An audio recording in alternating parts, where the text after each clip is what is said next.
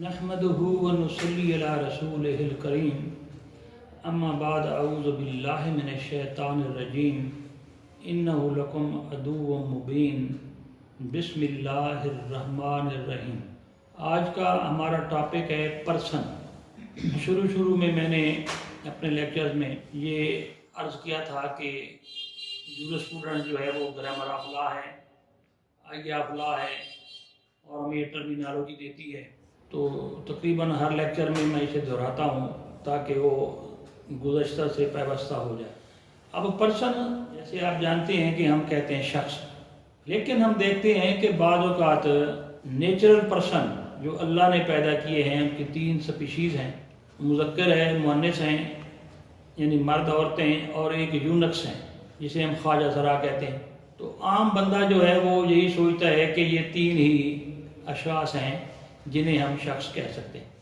लेकिन क्योंकि हज़रत इंसान में जब तरक्की की है तो बड़े बड़े मसाइल पैदा हुए, और अब आप देखेंगे कि जो स्लेव्स हैं जिसे हम ग़ुलाम कहते हैं, अब बजाय इस बावजूद इसके कि ये ह्यूमन बीइंग्स हैं लेकिन इन्हें शख्स नहीं करार दिया जा सकता। अब ये हैरान कौन बात है। इस तरह एक बुत है या मस्जिद है, बावजूद इसके कि ये चीज़ें हैं इनको शख्स कहते हैं। तो अब एक इंटेलिजेंशिया में जो हैं लोग, एक एजुकेटेड बंदा वो परेशान होता है कि ये क्या बात है, बुत और मस्जिद जो है वो शख्स करार दे दिए गए और एक ग़ुलाम जो है स्लेव उसे शख्स नहीं कहा जा सकता। क्यों? अब ज़रूरत पड़ती है कि फिक्सेशन ऑफ मीनिंग की। मैंने आपको प्रीवियस लेक्चर में बताया था कि मैं एक मीनिंग देता है। जूरिस्प्रूडेंस ऐसी चीज़ है जो लॉ को इस तरह एक्सप्लॉइट करता है कि उसके मीनिंग जो है वो क्रिस्टल क्लियर हो जाते हैं। तो अब आप देखते हैं कि इसके मफ़हूम क्या है, इसका मायनी माक़ज़ क्या है, ताकि हम एक ख़ास नतीजे तक पहुँच सकें। आप ये देखें जी कि शख्स पर्सन क्या है।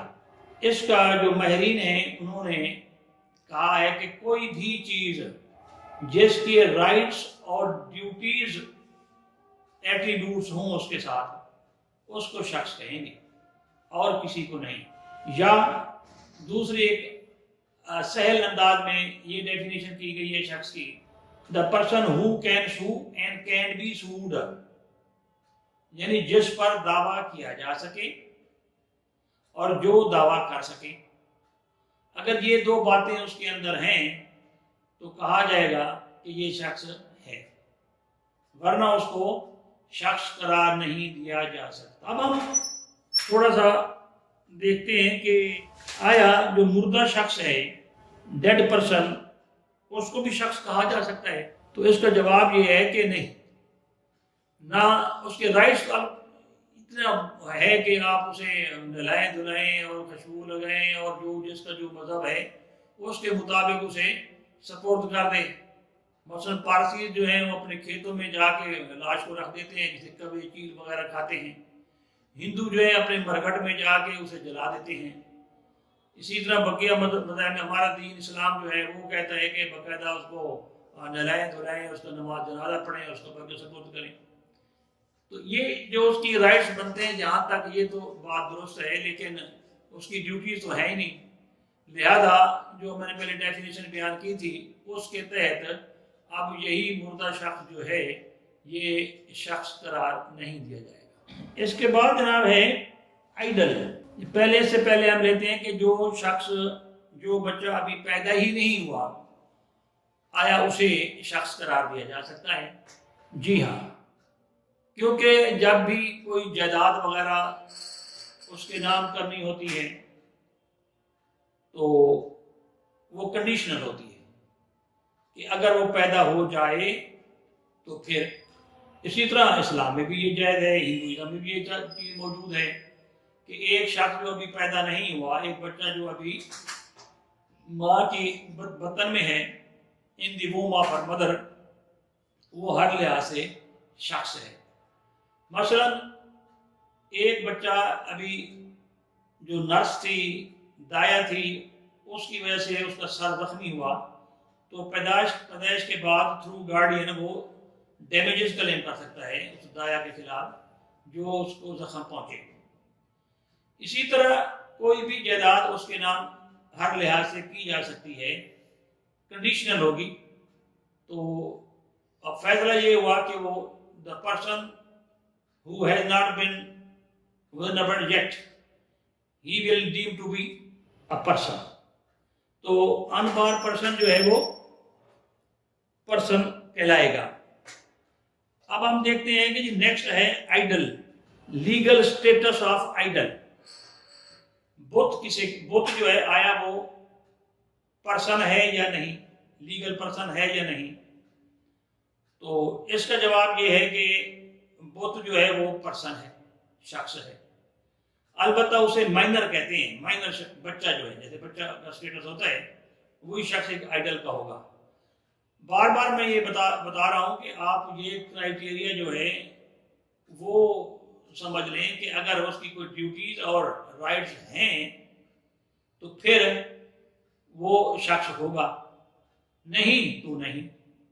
اسی طرح آپ دیکھیں کہ ماسک, مسجد, آیا وہ شخص ہے یا نہیں. تو اگر تو واقعی اس کے مسجد اس طرح کی ہے کہ اس کے رائٹس بھی ہیں اور ڈیوٹیز بھی ہیں اور وہ دعویٰ کرنے کی اہل ہے اور اس پر کیا جا سکتا ہے, تو مسجد کو بھی لیگل پرسن کہا جائے گا. اگر یہ اس کا اسٹیٹس اس طرح نہیں ہے تو بہت ساری مسجدیں جو ہیں ان کو ہم پھر شخص قرار نہیں دے سکتے. تو اسی طرح ہم دیکھتے ہیں کہ اینیمل کے بارے میں آیا, جو جانور ہیں وہ شخص ہیں یا نہیں. اس کے بارے میں ڈیفرنٹ تھیوریز رہی ہیں. بعض ماہرین نے کہا کہ یہ جو ہیں شخص ہیں, اور جرمنی میں تو ایک مرغے کو سزا دے دی گئی تھی, ایک کاکروچ بھی ایک ملک میں اس کو سزا ملی. تو بہرحال ایز شخص جو ہے اس طرح یہ شخص نہیں ہے. جانور جو ہیں اس کا ایک انہوں نے یہ بنا لیا ہے کہ جو جس کا جانور ہوگا وہی لائبل ہوگا. مثلا ایک شخص کا کتا ہے اور اس نے کسی کو کاٹ لیا ہے تو اب وہ بھگتے گا مالک. ایک بیل تھا, وہ کسی کی دکان میں گھس گیا اور اسے توڑ پھوڑ کی تو مالک ہی ہوگا.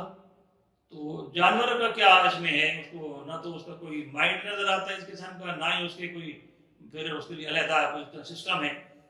تو وہ جو شخص ہے وہ قرار دیا جائے گا اس کا یعنی ذمہ دار یا اس کے کوئی حقوق یا وہ بنتے ہیں. تو اب ہم دیکھتے ہیں کہ پرسنس کی قسمیں کتنی ہیں, شخص جو ہے اس کی اقسام کتنی ہیں. اس کی جو ہے وہ دو اقسام ہیں.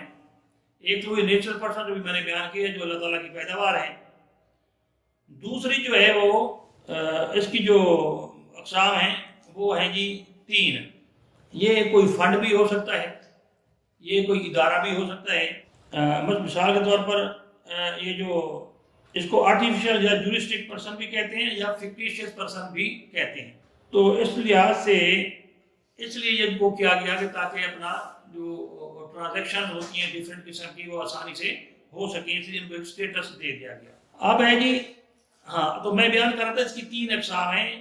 نمبر 1 کارپوریشنز, جتنی بھی کارپوریشنز ہیں یہ بھی جورسٹک پرسن کی ایک قسم ہے. انسٹیٹیوشنز ہیں, تمام ادارے, اور فنڈ یا اسٹیٹ, یہ 3 اقسام ہیں اس کی جورسٹک پرسن کی.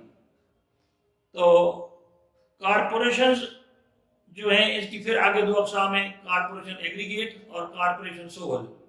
کارپوریشن ایگریگیٹ کی تمام مثالیں بینکنگ کمپنیز ہیں, جتنی بھی قسم کمپنیز ہیں وہ کارپوریشن ایگریگیٹ میں آ جاتا ہے. اور کارپوریشن سول میں مثلا بورڈ آف ریونیو ہے, ساری یہ جو بورڈ آف ملتان بورڈ ہے جسے ہم کہتے ہیں, یہ اس کی ایک بہترین مثال ہے. اس کے علاوہ جو ہے پوسٹ ماسٹر جنرل ہے, آڈیٹر جنرل آف پاکستان ہے, یہ اس کی مثالیں ہیں جو کارپوریشن سول کی ہیں.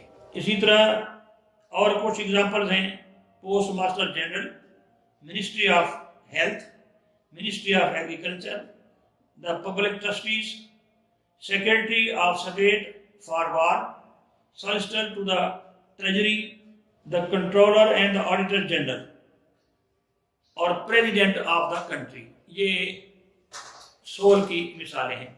اس کے علاوہ ادارے ہیں وہ بھی اسی کے جوڈیشل پرسن کے زمرے میں آتے ہیں. مثلا اس کی جو مثالیں ہیں، کوئی کالج ہے وہ بھی جوڈیشل پرسن ہے، چرچ ہے، کوئی لائبریری ہے، ماسک، ہاسپٹل اور آئیڈل، یہ سارے جوڈیشل پرسن کی مثالیں ہیں. تیسری مثال اس کی ہے کوئی فنڈ قائم کیا گیا ہو، وہ بھی جوڈیشل پرسن کی مثال ہے. کوئی چیریٹی قائم کی گئی ہو، کوئی ٹرسٹ قائم کیا گیا ہو، کوئی اسٹیٹ ہو، اسٹیٹ بھی انسالوینٹ کی. تو یہ جو ہیں تمام مثالیں جو ہیں یہ تینوں اقسام ہیں جوڈیشل پرسن کی. اب ہم دیکھتے ہیں کہ یہ بنتا کیوں ہے، اس کو کیا ضرورت پیش آئی کہ جناب ان کو پرسونیفائی کر دیا گیا اور پرسونیفائی کر کے ان کو ایک اسٹیٹس دے دیا گیا. تو دیکھیں سب سے پہلے جو اس کا فائدہ ہے وہ ہے ٹرانزیکشنز.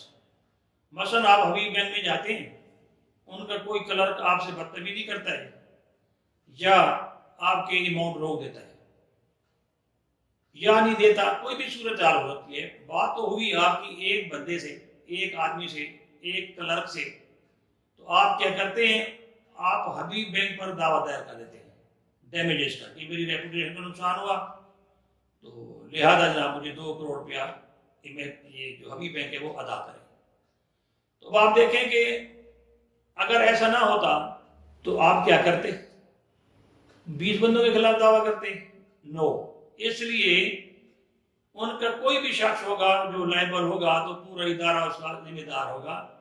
اسی طرح کریمنل لائبلٹی ہوتی ہے، وہ بھی ان کے جو ممبرز ہوتے ہیں آپ ان کے خلاف جو ہے وہ ایکشن لے سکتے ہیں. اسی طرح کمپنیز جو ہیں وہ اپنی پراپرٹی خود خرید سکتی ہیں، خود بیچ سکتی ہیں. ان کے جو شیئر ہولڈرز ہیں ان کی جو اسٹیٹس اور ہے، کمپنی کا اسٹیٹس اور ہے. تو اگر یہ خدا نہ خواستہ ہو جائیں، دیوالیہ ہو جائیں، بینکرپٹ ہو جائیں، تو اس طرح نہیں وہ مر سکتی جیسے عام انسان مرتا ہے. اس کا پھر ایک پروسیجر ہے جس کے تحت وہ ایک اڈاپٹ کرنا پڑتا ہے، تب کہیں جا کے وہ اس کو ڈیزالو ہوتی ہیں، ان کا جو ہے وہ صورتحال بنتی ہے. اسی طرح ایک فرم ہے، تو فرم جو ہے اس میں اور اس کمپنی میں hell of different between the two. Firm جو ہے وہ ایک ایگریمنٹ ہے between the party to have profit thereof, اس کا جو نفع ہے وہ آپس میں شیئر کرنے کے لیے ہوتا ہے. تو کمپنی میں اور فرم میں یہ بہت ایک ڈفرینس ہے. فرم تو جس وقت جب چاہو ایک کلیکٹیو نام سے جو ہے وہ شروع ہوتی ہے، اس کے بعد جو ہے کسی وقت دونوں ایگریمنٹ کے تحت یا ویسے وہ ختم ہو سکتی ہے. جبکہ کمپنی کے سلسلے میں اس طرح نہیں ہوتا. کمپنی کا ایک اپنا میمورنڈم آف ایسوسیشن ہے، ایک آرٹیکل آف ایسوسیشن ہے، پھر اس کی باقاعدہ انکارپوریشن ہوتی ہے. تو وہ ایک پورا ایک نظام ہے، ان کی باقاعدہ رجسٹریشن وغیرہ ہوتی ہے وغیرہ وغیرہ. تو اب یہ اس کو پرسونیفائی اس لیے کیا جاتا ہے کہ ڈے ٹو ڈے یوز میں مسائل کم از کم ہوں اور اس کو ریزالو کرنے کے لیے بھی کم مسائل پڑیں. اسی طرح کچھ تھیوریز پیش کی گئیں. مثلا پہلے اس کی ایک پہلی تھیوری ہے. تو پہلی جو اس کی تھیوری پیش کی جاتی ہے جناب وہ ہے فکشن تھیوری. فکشن تھیوری والے کہتے ہیں کہ ایک فکٹیشیس نام دے کر اس طرح بنایا گیا تاکہ ڈے ٹو ڈے ٹرانزیکشن میں آسانی پیدا ہو، اس لیے اس کو فکشن تھیوری کہتے ہیں. دوسری تھیوری ہے یہ ریئلسٹک تھیوری. یہ تھیوری کہتی ہے کہ جناب یہ کمپنی جو ہے وہ ایگزسٹ کرتی ہے، اس کے بندے بھی ایگزسٹ کرتے ہیں. تو کیا ہوا اگر ان کو ایک نام اس طرح دے دیا گیا، اس سے کوئی فکٹیشیس نہیں بن جاتا، یہ ریئل لوگ ہی ہوتے ہیں، ریئل پرپز ہوتا ہے، ریئل جگہ ہوتی ہے، ریئل لوگ ہوتے ہیں، ہر کام کیونکہ ریئلسٹک وے میں ہوتا ہے، اس لیے اسے ریئل تھیوری قرار دیا جاتا ہے۔ نیکسٹ جو تھیوری پیش کی گئی ہے جناب وہ ہے کنسیشن تھیوری۔ یہ بھی آسان ہی ہے، ایک رعایت کے طور پر جو ہے اسے یہ نام دے دیا گیا، ایک کلیکٹیو نام دے دیا گیا، Habib bank limited, railway company, P I A company, ان کو ایک نام دے دیا گیا رعایتن۔ نمبر 4 جو تھیوری ہے اس کو کہتے ہیں بریکٹ تھیوری۔ تو بریکٹ سے یہی مراد ہے، وہ کہتے ہیں جی بریکٹ کے اندر تو بندے کھڑے ہوئے ہیں، بریکٹ کے اندر تو بلڈنگ بھی موجود ہے، ان کی زمین بھی موجود ہے، ساری چیزیں موجود ہیں، تو بریکٹ کے اندر وہ ہیں تو وہ ریئل سارے۔ اسی طرح جو آخری تھیوری ہے اس کو کہتے ہیں پرپس تھیوری۔ پرپس تھیوری کو کہتے ہیں کہ ایک مقصد ہے جس کے تحت ان کو پرسانیفائی کیا گیا ہے، ایک شخص کا نام دیا گیا ہے، تاکہ ان کی جو رائٹس اور لائبلٹیز ہیں اور ڈیوٹیز ہیں ان کو آسانی کے ذریعے اس کا کام کیا جا سکے۔ تو پرپس حل ہو جاتا ہے، چاہے کرمنل لائبلٹی ہے چاہے سول لائبلٹی ہے، دونوں they can go hand in hand. تو لہذا اس کے اب آپ دیکھ لیں کہ انگریڈینٹ جو ہیں وہ جورسٹک پرسن کے وہ 2 ہوتے ہیں۔ مثلا نمبر 1 کارپس۔ کارپس جسم کو کہتے ہیں، اب ان کا جسم تو ہے، ایک کمپنی موجود ہے، جیسے ان کے اشخاص موجود ہیں، ان کے دفاتر موجود ہیں، تو کارپس ہے۔ نیکسٹ ہے اینیمس، انٹینشن، نیت۔ اب وہ جو کارپس ہے ان کی نیت کیا ہے؟ نیت تو یہی ہے نا کہ بزنس چلانا ہے، اور ان گڈ فیتھ ہی ہوتی ہے ہر چیز۔ جب لا جب اجازت دے دیتے، جب لا ان کو پرسانیفائی کر رہا ہے، جورسٹک پرسن بنا رہا ہے، تو اب ان کے پاس یہ ساری چیزیں موجود ہیں کہ وہ ان گڈ فیتھ اپنی ٹرانزیکشن صحیح طریقے سے چلائیں۔ اور سبھی میں نے بتایا تھا کہ ایک جو کارپوریشن ہے یا کمپنی ہے وہ اپنی جائیداد خرید سکتے ہیں کمپنی کے نام پر، تو اسی طرح بیچ بھی سکتے ہیں، اسی طرح اپنے تمام جو ان کے ملک کے اندر یا ملک کے باہر ہیں وہ تمام ٹرانزیکشن جو ہے وہ انہیں ویری گڈ وے چلا سکتے ہیں۔ مجھے امید ہے کہ آپ کو یہ لیکچر پسند آیا ہوگا۔ میری آپ سے ہمبل سبمیشن جو ہے وہ یہ بھی ہے کہ آپ ہمارے اس چینل کو لائک بھی کریں گے، سبسکرائب بھی کریں گے اور شیئر بھی کریں گے، جس سے میں آپ کا ممنون رہوں گا۔